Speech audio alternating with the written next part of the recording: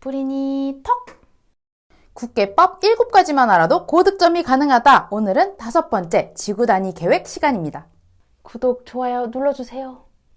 꼭 공인중개사 시험을 대비해서 뿐만이 아니더라도 어디에 집을 사신다든가 투자를 하실 때 지구단위 계획구역이다, 지구단위 계획이다 이런 얘기를 엄청 듣게 되실 거예요. 그래서 오늘은 지구단위 계획이 도대체 뭔지 먼저 얘기를 해보도록 할게요. 지구단위 계획이란 도시군 계획지역 대상의 일부분에 대하여 토지의 이용을 합리화하고 그 기능을 증진시키면서 미관을 개선하며 양호한 환경을 확보하는 것을 목적으로 하는 도시군 관리 계획을 말한다라고 하고 있어요. 이 정의를 딱 듣자마자 뭐가 조금 특이하다고 보이셔야 되냐면 첫 줄에 일부분에 대해서 수립하는 도시군 관리 계획이란 얘기가 좀 눈에 띄어요. 왜냐하면 우리가 처음에 배웠던 광역계획권을 상기시켜 보시면 거기에서는 전부 또는 일부라고 얘기를 하고 있기 때문이죠. 이거는 일부에 대해서만 수립하는 도시군 관리 계획이네요. 그러니까 그 일부분에 대한 도시군 관리 계획이다라는 이 정의 한 줄만 가지고도 시험 문제에서 이렇게 물어볼 수가 있어요. 자, 지문에 이런 말이 나왔다고 생각해 보도록 하죠. 국장, 시도지사, 그리고 시장 군수가 지구단위 계획구역이나 지구단위 계획을 도시군 관리 계획에 따라서 결정한다. 그러면 맞는 말이죠. 왜냐하면 도시군 관리 계획의 일종이니까요. 자, 그러면 우리가 한 페이지 배웠으니까 이번에 시험에 구체적으로 어떻게 나오는지 한번 보도록 할게요. 시도지사는 도시개발법에 따라 도시개발구역의 전부 또는 일부를 지구단위 계획구역을 지정할 수 있다라고 나와 있는데 우리가 아까부터 막 배우면서 이거는 일부분에 대한 계획이요 막 배웠잖아요. 그런데 여기 문장에 전부 또는 일부 딱 나오는 순간 왠지 오답인 것 같죠?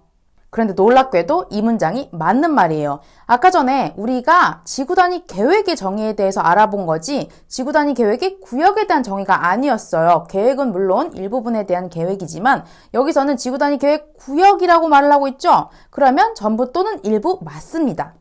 자, 그러면 우리가 지구단위 계획의 정의에 대해서 알아봤는데 이런 지구단위 계획의 수립 기준을 누가 정할까요? 구체적인 방안이 아니고 수립 기준이죠. 예를 들자면 도덕책 같은 거예요. 이런 도덕책을 누가 만드느냐? 제일 높은 사람이 만들어야 되겠죠? 국토부 장관이 수립 기준을 정합니다. 딱 지구단위 계획에 대해서만 그렇다는 게 아니고 우리가 앞에서 배웠던 모든 계획들 있죠. 광역계획, 기본계획, 관리계획 전부 다 수립 기준은 국토부 장관이 정한다는 점 잊지 마시고요. 자, 이번에는 지구단위 계획구역의 지정에 대해서 알아보도록 할게요. 먼저 도시지역에 대해서 살펴보죠. 도시구역 내에서의 지구단위 계획의 지정에는 임의적 지정과 그리고 의무적 지정으로 나눌 수 있어요. 임의적 지정이라 하면 지정할 수 있다. 그리고 의무적 지정은 지정해야 한다. 이런 건데 여기에 문제가 임의적 지정의 지역이 굉장히 많아요.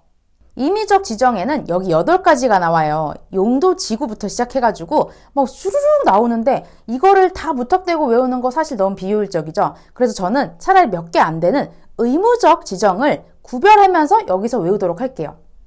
여기 이 수많은 임의 지정 지역 중에서도 구별되는 저 노란색 부분, 저 부분이 바로 의무 지정 대상이에요. 그러면 의무 지정 대상을 한번 구별하면서 공부를 하는데 이때 원래 임의 지정인데 어떤 조건 몇 가지만 갖추어지면 의무 지정이 되는 것들이 바로 이 노란 부분들이에요. 자, 이렇게 쉽게 외워보도록 할게요. 여기 보면 택지개발지구 그리고 정비구역 있죠.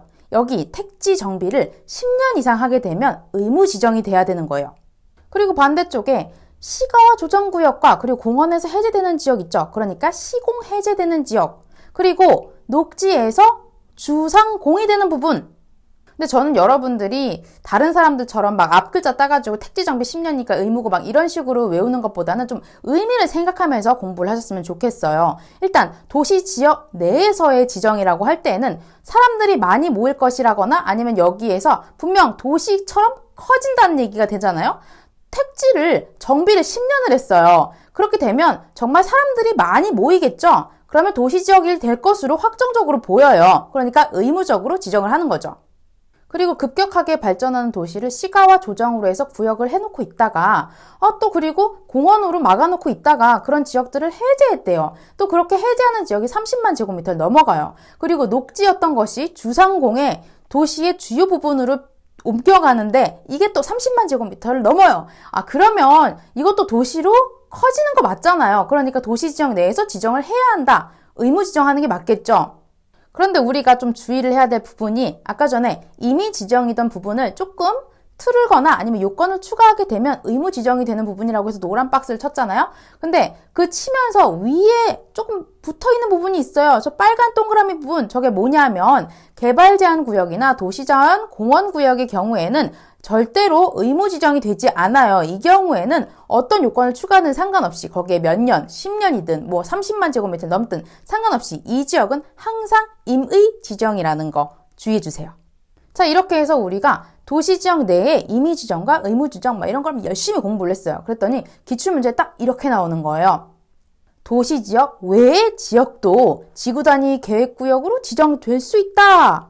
근데 또 이게 맞는 말이라는 말이죠. 그러니까 우리는 이제부터 도시지역 내의 지정에 대해서만 공부를 해야 되는 게 아니라 이게 기출문제로 한번 나왔으니까 도시지역 외의 지정에 대해서도 공부를 해야 된다는 얘기가 돼요. 그래서 이번에는 도시지역 외의 지정에 대해서 알아보도록 할 건데요. 앞에서 기출문제가 나왔듯이 할 수 있다라고 했기 때문에 역시 이 부분 임의적 지정이고요. 임의적 지정에는 계획관리지역과 그리고 개발진흥지구 그리고 거기에는 요건이 또 추가돼야겠죠. 세 번째로 뭘 폐지하고 다시 대체하는 지역이 또 막 나와요. 이거 이름 긴 거겠죠. 근데 여기서 이걸 다 공부하시려고 하시면 우린 또 이게 너무 효율이 떨어지니까 첫 번째 우리 어떻게 한다? 한 놈만 팬다.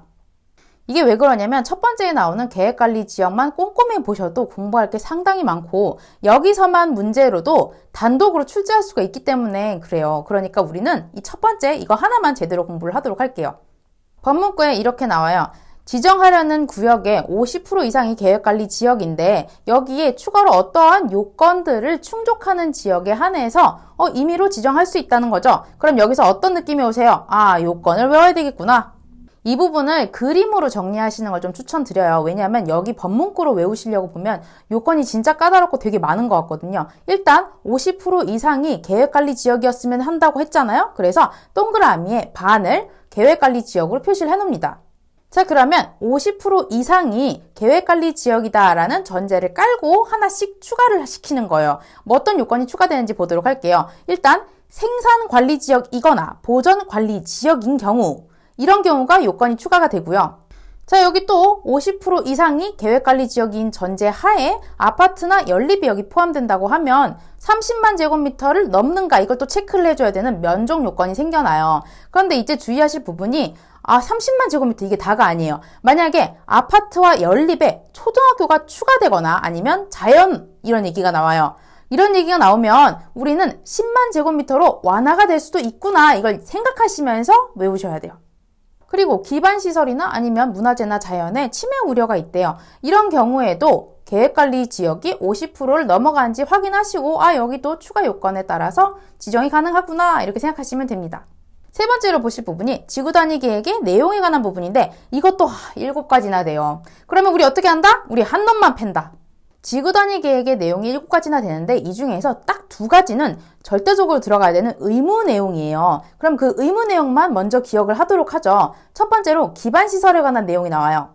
이때 이 기반시설이라 하면 대부분 자동차랑 관련된 시설들이 많아요. 주차장 같은 것들. 그리고 자동차 검사시설 이런 것도 포함이 되는데 자동차까지 다들 기억을 하세요. 그런데 건설 기계를 검사하는 시설 이것도 기반시설이니까 무조건 지구단위 계획에 들어가야 된다. 이러면 좀 어색해하세요. 근데 주의하셔야 될 부분 맞아요. 건설기계 포함됩니다. 그리고 두 번째로 지구단위 계획에 꼭 들어가야 되는 의무적 내용이 건축물에 관한 내용이에요. 건축물에 대해서 4가지 사항이 꼭 들어가야 된다고 얘기를 하고 있는데 건축물의 용도 제한, 그리고 건폐율, 용적률, 그 다음에 건축물의 높이 이 부분이에요. 건축물의 높이에 대해서는 특히 최고한도, 최저한도를 막 정해놓고 있단 말이죠. 그런데 이때 건축물의 높이 이 부분을 좀 주의 깊게 보셔야 돼요. 건축물 높이가 뒤에 나오는 성장관리 방안에서는 의무사항이 아니기 때문에 이걸 기억을 해두시라고 얘기를 드렸어요. 우리 지구단위 계획이 도시군 관리계획의 일종이라고 말씀을 드렸죠. 그러면 지구단위 계획과 관련해서 도시군 관리계획의 결정, 실효에 대해서 알아보도록 할게요. 실효라는 건 효력이 없어진다 이런 얘기죠. 만약에 지구단위 계획의 결정 고지 자체가 안 됐다 이런 경우에는 고시일로부터 3년이 되는 날에 다음 날 효력이 상실됩니다. 그런데 만약에 주민이 위반한 경우에 착수도 안 했어요. 고시일로부터 5년이 지나도록 착수를 안 했다. 이런 경우 5년이 되는 날에 다음 날 실효됩니다. 결국 효력을 잃는다는 거죠. 근데 제가 이렇게 이건 3년이에요. 이거는 착수 안 했으니까 더 기다려서 5년이에요. 이렇게 하면 여러분도 다 기억을 못 하시잖아요. 자, 이럴 때는 우리 감정이입법으로 공부를 하는 거예요. 어디 주민이 입원했는데 5년간 착수를 안 해? 자, 이렇게 기억하시면 다 까먹어요. 오늘은 지난 시간에 이어서 국계법 7뜨기 5번째 시간 지구단위 계획에 대해서 공부를 해봤어요. 오늘 강의가 도움이 되셨다면 구독, 좋아요 눌러주세요.